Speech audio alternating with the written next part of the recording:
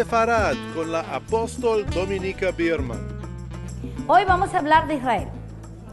Vamos a hablar de la importancia de los tiempos que estamos viviendo, porque tenemos que comprender que estamos viviendo en unos tiempos muy importantes. ¿Cuántos de ustedes saben de que el 30 de noviembre las Naciones Unidas se unieron contra Israel, 151 naciones y 9 que se abstuvieron, así que voy a ponerlas todas en el mismo barquito, 160 naciones, porque no hay neutralidad en cuanto a Israel o en cuanto al reino de los cielos, en cuanto al pacto de Yahvé y su palabra. La neutralidad es lo mismo que estar en contra. Por eso Yeshua dice en Apocalipsis 3, o estate frío o caliente, porque si estás tibio te voy a vomitar de mi boca. Hay demasiada gente que está muy tibia, neutral, no tiene opinión, no le interesa las cosas, dice, de este mundo, pero esto no es de este mundo. Este es el pacto de Yahvé que tiene con el pueblo de Israel, y por lo tanto o estamos de acuerdo con el pacto de él o estamos en desacuerdo. No hay neutralidad, digan, no hay neutralidad en el medio. O estamos luchando con Yahvé para la restauración de Israel o estamos en contra, porque no hay neutralidad. Por favor digan, no hay neutralidad. 160 naciones se levantaron para completamente divorciar a Israel de su propia tierra, divorciar a Israel de su propia capital, la ciudad santa de Jerusalén, la ciudad santa de Jerusalén. O sea que se levantaron 160 naciones que comprenden 7 billones de habitantes del mundo, 7 billones de habitantes del mundo, contra Israel. Quiere decir que en este momento 7 billones de habitantes en el mundo están en el Valle del Juicio, inclusive el Perú. Por lo tanto, en este día vamos a poner este tema bien claramente para que sepamos qué hacer en un tiempo como este. Tengo un PowerPoint bien poderoso, no sé si lo voy a pasar en este momento, pero quiero que sepan que este año, el año 2017, se han suscitado inundaciones y desastres que dicen naturales en toda Latinoamérica de una forma insólita. Han habido cantidades de inundaciones por la corriente del Niño en este momento, pero no solamente el Niño, ya no es el Niño que conocemos, porque saben ustedes todas las inundaciones y las terribles tormentas que han pasado a causa del Niño en todos los años. En este momento ha cambiado de nombre, se llama el Niño Costero. El Niño Costero es algo mucho peor que el Niño. En este momento ese Niño Costero ha causado inundaciones y muertes en el Perú, en el Ecuador y también en muchos otros lugares. Huracanes terribles como el huracán Irma, el huracán Nate, el huracán María se han desatado sobre el Caribe, sobre Centroamérica, sobre Puerto Rico, sobre las islas del Caribe, Guadalupe, las Islas Vírgenes y diferentes islas. Se ha desatado sobre Estados Unidos, la Florida. Yo estuve en la Florida cuando pasa el huracán Irma por allá y les voy a dar mi testimonio de lo que pasó en la Florida. En la Florida, cuando el huracán Irma pasó, el alcalde, el mayor de la Florida, el jefe del estado de la Florida, es como si fuera el presidente de la Florida, Rick Scott, él dio un anuncio y el anuncio fue: todos los habitantes de la Florida, que son 9 millones de habitantes, salgan del estado, porque nosotros en el gobierno no le vamos a poder ayudar, porque la tormenta que viene va a destruir grandes porciones de la Florida y mucha gente se va a morir. Por lo tanto, nosotros le damos oficialmente un llamado a todos los habitantes ciudadanos floridianos, 9 millones de ellos, a salir del estado. La gente empezó a salir del estado como loca. Se fue a comprar agua, se fue a comprar comida, se fue a comprar gasolina. Las colas era algo terrible. Uno no podía ni siquiera viajar, porque imagínate que yo tengo un amado pastor, arzobispo, de hecho, que está en una ciudad llamada Tampa, y él trató de salir a una ciudad al ladito de él, que está más o menos a 1 hora, porque Tampa iba a ser destruida bajo el agua. Miami iba a tener una destrucción mayor. Las llaves, o Key West, que son las llaves del sur más de la Florida, iban a ser completamente destruidas. La situación estaba tan terriblemente mala que él decidió irse a una ciudad así de costado, que no era Tampa, porque Tampa está en la bahía y está en el mar, y esa iba a ser inundada y básicamente iba a ser hundida bajo el agua. Nosotros tenemos allá en esa ciudad, Tampa, por ejemplo, a nuestro hijo y a nuestros nietos, 2 nietos. Y te imaginas tú que ahí estaba nuestro hijo, estaban nuestros nietos, ¿ya? Y entonces él trata de salir, el pastor, el arzobispo, trata de salir, y un lugar que generalmente se demora 50 minutos en llegar, ya llevaba 4 horas tratando de llegar a ese lugar y ya no pudo llegar y se devolvió a su casa. O sea, gente salió, como 3 o 4 millones de floridianos lograron dejar el estado y salieron y se fueron, se desplazaron a estados al lado. El problema es que el huracán Irma iba a seguir su curso también hacia el norte.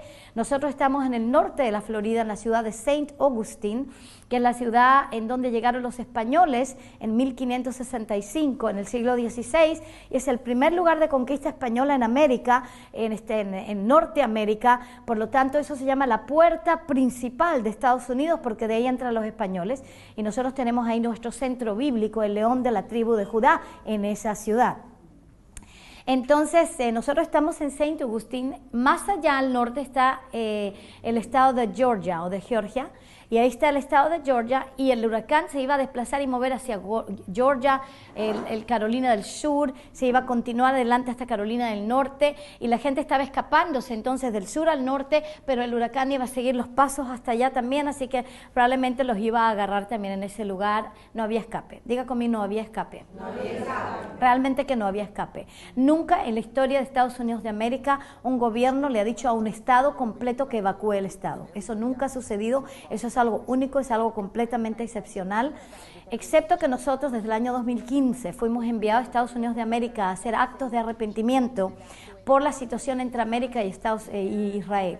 Porque durante el tiempo de la presidencia de Obama, entonces América, y también antes, incluso George W. Bush y otros, se había levantado en contra de Israel, pero con cara bonita y con sonrisa, para dividir la tierra de Israel en dos, dando su mano a la causa palestina, de la cual yo hablaré hoy en algún momento, donde les voy a explicar de dónde viene la causa palestina y cómo este es el hijo de Hitler.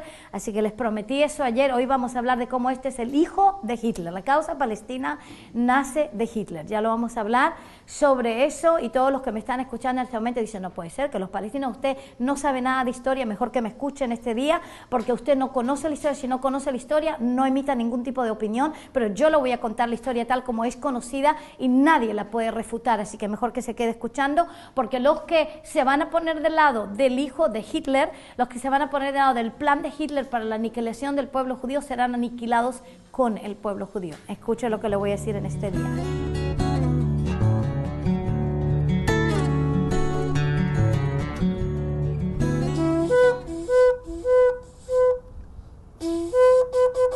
Yo he escrito un libro especialmente para ti, se llama Erradicando el cáncer de la religión, y otro más, se llama Naciones Ovejas. Lo necesitas los dos, porque estos libros te van a ayudar realmente a retornar al evangelio original con el pueblo de Israel, a retornar a la bendición y a tener una visión tremenda para que tu nación se transforme en nación oveja, y tú también puedas ser completamente sanado de ese cáncer de la religión, de todas sus maldiciones, de la teología de reemplazo. Aleluya, y puedas entrar en la bendición en el nombre de Yeshua HaMashiach. Aleluya.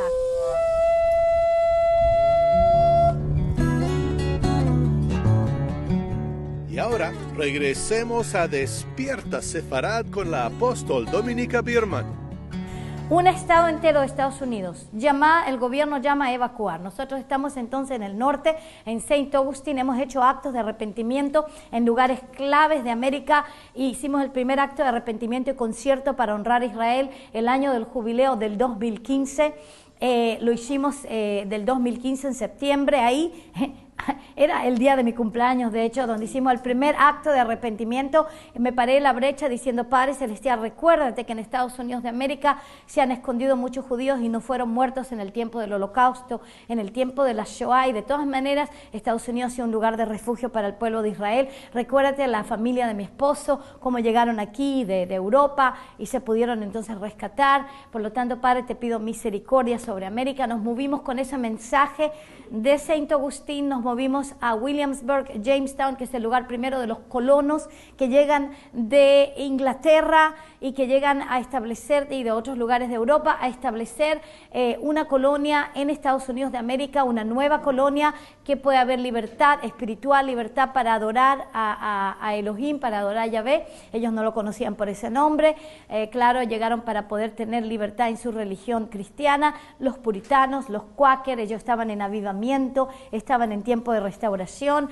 En Inglaterra no les permitían la libertad de moverse en el espíritu, de realmente profesar su fe en la forma, porque había la iglesia anglicana y otras iglesias que los ataban. Por lo tanto, se escurrieron a Estados Unidos para encontrar libertad y empezaron a establecer la nación de Estados Unidos sobre un fundamento bíblico. De hecho, los primeros, la Constitución de América es probablemente la mejor constitución del mundo, que está basada la mayor parte sobre principios bíblicos, sobre principios importantes de la libertad humana, de poder ser liberado, de poder sanado, de poder recibir la salvación. Entonces, Estados Unidos había dejado su fundamento, había dejado completamente la Constitución, estaba contra la Constitución, y de hecho cuando los primeros padres que llegan a esa ciudad donde hicimos el acto de arrepentimiento en Virginia, que se llama Williamsburg, Jamestown, todo el área de las primeras colonias, cuando las primeras oraciones que se hicieron allí en la iglesia fueron: y Padre, trae aquí también a los judíos,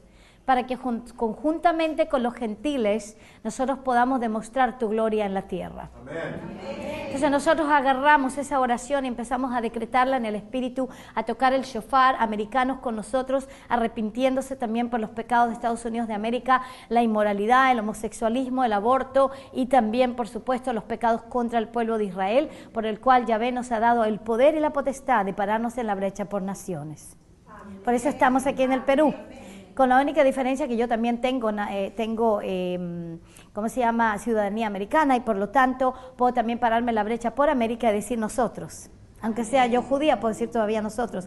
En el Perú yo todavía no tengo nacionalidad peruana, amén, pero sí soy chilena, pero no tengo peruana. Pero aquí tenemos a la pastora Sonia y a todo el equipo Kadesh Map, que están parados en la brecha en unidad conmigo como Ruta Naomi, así bien nacidos del manto, del borde de mi manto. Por lo tanto yo puedo decir: Padre, por ellos que están parados en la brecha, ten misericordia sobre el Perú. Lo mismo en el Ecuador, lo mismo está empezando a suscitarte en México y en cualquier otra nación en donde se asan del borde de nuestro manto como judíos, como dice Zacarías 8:23, que en los últimos días se asirán 10 personas de las diferentes lenguajes de las naciones del borde del manto, del tzitzit, de un judío, diciendo: vamos a ir con ustedes porque sabemos que Elohim Yahvé está con ustedes. En cualquier lugar donde se asan del borde de nuestro manto, porque eso significa, ese Zacarías 8:23, son apóstoles judíos de tiempo final que salen desde Israel, de nuevo con el evangelio desde Sion a las naciones de la tierra. Diga conmigo: el evangelio hecho en Sion, desde Sion a las naciones de la tierra.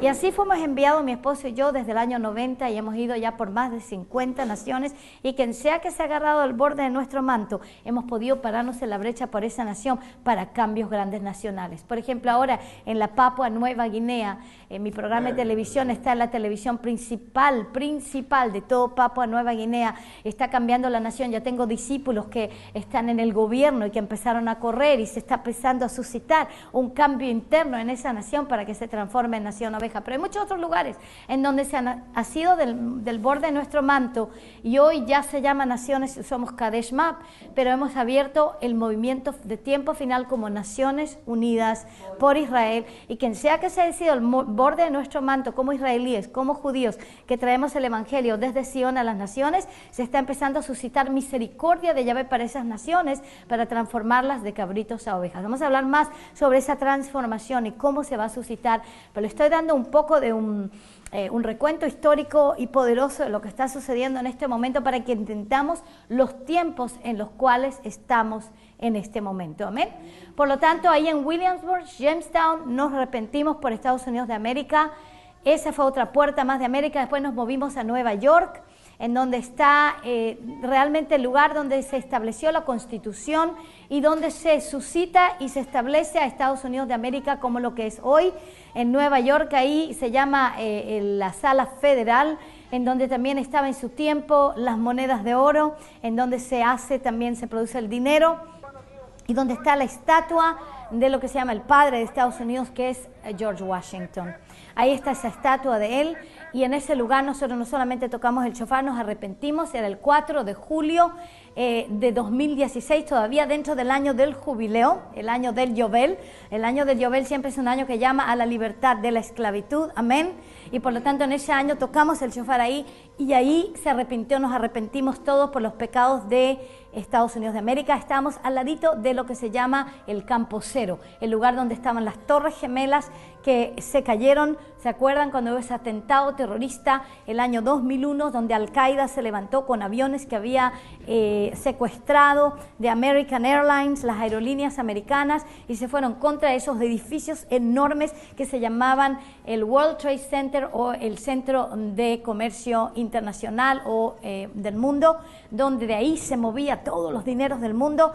Caen esas torres 24 horas después que Estados Unidos hace un pacto con Saudi Arabia, con Arabia Saudita, para dividir la tierra de Israel y establecer un Estado palestino. El presidente George W. Bush, él es el que hace ese pacto. 24 horas más tarde caen las Torres Gemelas, caen el centro del nervio del comercio, no solamente de Estados Unidos, sino internacional. Estados Unidos se va al hoyo por unos cuantos años. Financieramente pasaron por una recesión horripilante ya para el 2012. La gente estaba perdiendo sus casas a diestra y a siniestra. Se estaban yendo a la bancarrota total, pobreza empezó a suscitarse en Estados Unidos. Usted nunca pensaría Estados Unidos en pobreza, pero yo le digo que desde el año 2012 Estados Unidos estaba en un territorio horrible. Nosotros, por ejemplo, llegamos a St. Augustine, donde nos envió Yahvé, y allí, por ejemplo, empezamos a rentar un apartamento en un lugar muy lindo, muy bonito, que tenía su spa, que tenía su piscina, su jacuzzi, así, yo diría un hotel. Realmente estaba todo eso establecido como un precioso hotel, con departamentos maravillosos que en sus tiempos los vendían por $500,000. $500,000, pero cuando nosotros ya llegamos los estaban vendiendo por $50, $60, $70,000. ¿Por qué? Porque se había ido al hoyo la economía de Estados Unidos de América. Así llegamos nosotros a Estados Unidos.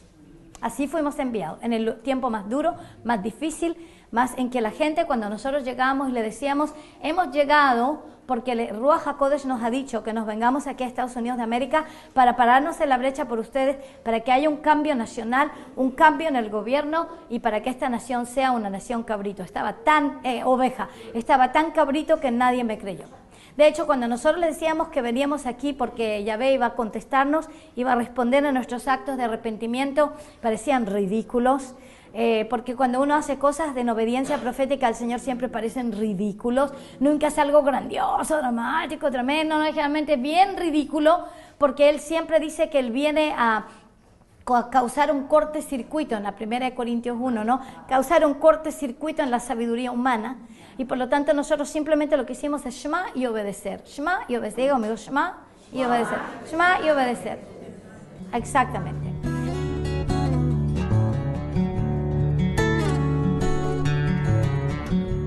Bueno, realmente esta escuela es una revolución. Lo puedo decir a total plenitud.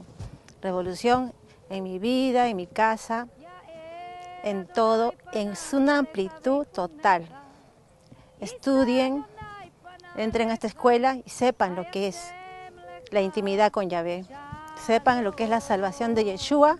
La escuela Ahimab de avivamiento global, israelí, mesiánica, apostólica, profética, fue un descargue celestial del Padre que me la dio para poder completamente liberar a la iglesia de toda la teología de reemplazo que ha divorciado a la iglesia de Israel y desde sus raíces judías.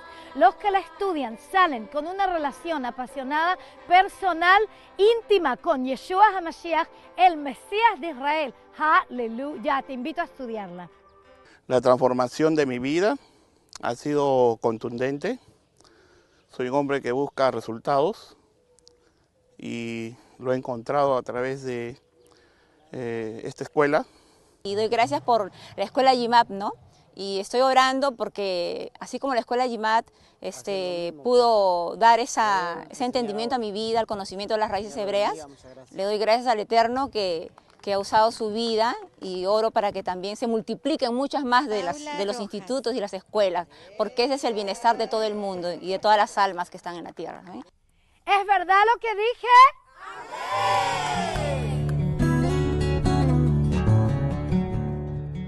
Entonces, cuando yo le contaba a la gente que hemos llegado a pararnos en la brecha para que Yahvé tenga misericordia de América, me decían, ojalá.